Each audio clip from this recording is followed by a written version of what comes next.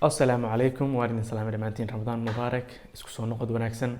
haddii ay tahay markaad kugu horeysay channelka kusoo dhawow fadlan subscribe saar gambaleelkana furo si muuqaalada aan soo dhigo halkan ay kuu soo gaaraan mar walba muuqaalkana like saar haddii aad ka heshid waa mahadsantahay muuqaalka maanta wuxuu ku saabsan yahay jaamacadaha ugu fiican gaar ahaan waqooyiga Cyprus ama North Cyprus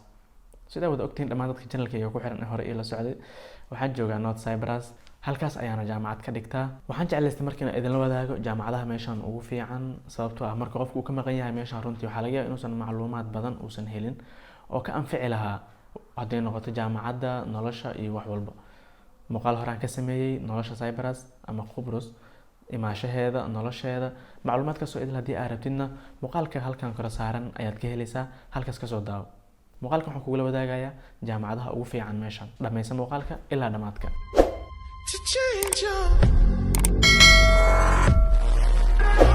jaamacadaha ugu fiican markii la dhaho runtii jaamacad intii jaamacadda kale kasii fiican tahay oo ay kasii heer sareyso ama rankigeeda uu ka sareeyo way ka qaalisan tahay taas inaa isla fahanno horta waa muhiim markaas waxaa jira marka jaamacado rankigoodana fiican yahay dadkuna ay awoodaan waxaa macquul qaar ka mid ah inaa u aragto inay qaali yihiin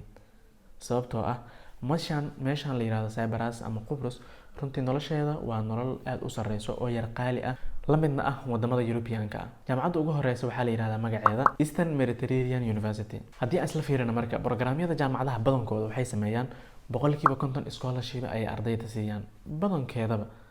yani wax shuruud lagu ma xiraayo ardayda foreigners-ka ah boqolkiiba 50 ayaa la siiyaa in ay mar walba ay la heli karo ma hubi laakiin hadartan intaan ogahayba waxaa la siiyaa jaamacadaha badankooda waxay bixiyaan boqolkiiba 50 oo scholarship marka jaamacaddan Eastern Mediterranean University-ga programyadeeda kuwa thesis-ka ah oo buugga difaacashada leh semesterkii waxaa lagu dhigtaa $2,300 waa semesterkii waa undergraduate-ka ama bachelor's degree-ga haddii boqolkiiba 50 scholarship ay heshidna waa lacagtaas halfkeeda oo ah $165 oo dollarka Mareykanka ah waa haddii ay heshid boqolkiiba 50 oo scholarship ah semesterkii intaas ayaa laga qaadaya jaamacaddan Eastern Mediterranean waxay ku taalaa qaybta Turkiga oo ah North Cyprus gaar ahaan magaalada la dhaho Famagusta ayay ku taalaa macluumaadka oo idil oo jaamacadaha magacyadooda iyo linkiyadooda website-ada qaybta description-ka ayaan soo dhigi doonaa halkaas ayaad ka heli doontaan jaamacadda labaadna waxaa la yiraahdaa Nearest University ayadana waxay ku taalaa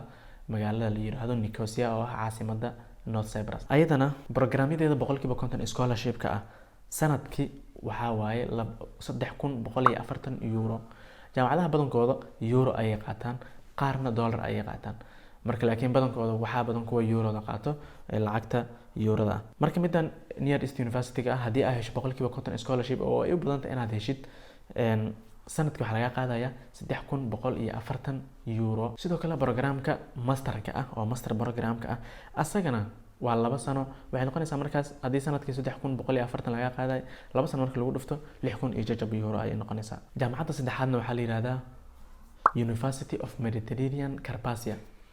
jaamacaddan ayadana programkeeda bachelor's degree-ga ah waa $3,800 oo dollarka Mareykanka ah sanadkii sidoo kale master programkeedana waa $4,790 oo dollarka Mareykanka ah xogaa waxaa moodaa inay yar qaali tahay midda shanaadna waxaa la yiraahdaa Cyprus International University ayadana waxay ku taalaa caasimadda Nicosia oo ah caasimadda North Cyprus programyadeeda bachelor's degree-ga ah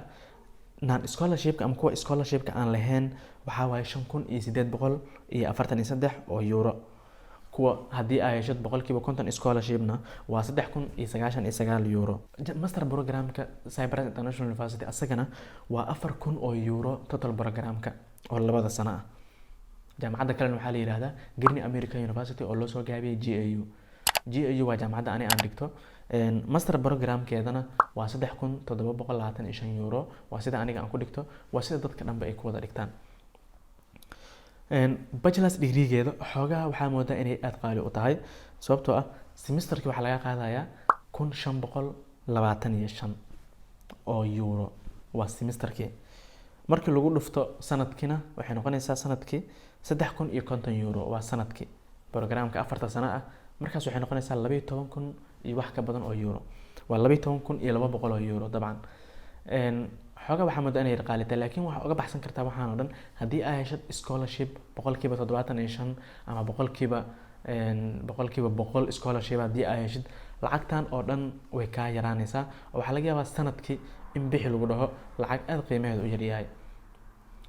saas darteed waxaa wanaagsan mar walba inaad raadsatid scholarship oo aan kugula talin lahaa haddii aad heli kartid. jaamacadaha inta hadda aan macluumaadkooda hayo intaas ayaan kugu soo koobaya, laakiin inta magaalooyinka hadda ani aan joogo iyo kuwa ii dhow oo haddii dee qofka ardayga ah u fudud inuu tago, ama magaalooyinka sababta way kala duwan yihiin, magaalooyin kala duwan ayuu kala yaalaan, magaalooyinkana noloshu way kala qaalisan yihiin. laakiin ani ahaanteyda tale haddii aan ku siin lahaa oo aan ku leeyahay jaamacadaas iyo jaamacadaas magaalo ahaan way kuu fiican tahay inaad aadid ama gaadiid ahaan oo sida jaamacadda baskeed inaad heshid ama transportka kuu fududaado,